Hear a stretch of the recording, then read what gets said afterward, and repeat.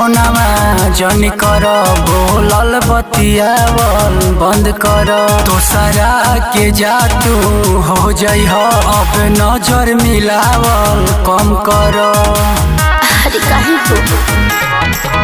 कहतानी फोनमा जनी कर बोलल बतियावल बंद कर।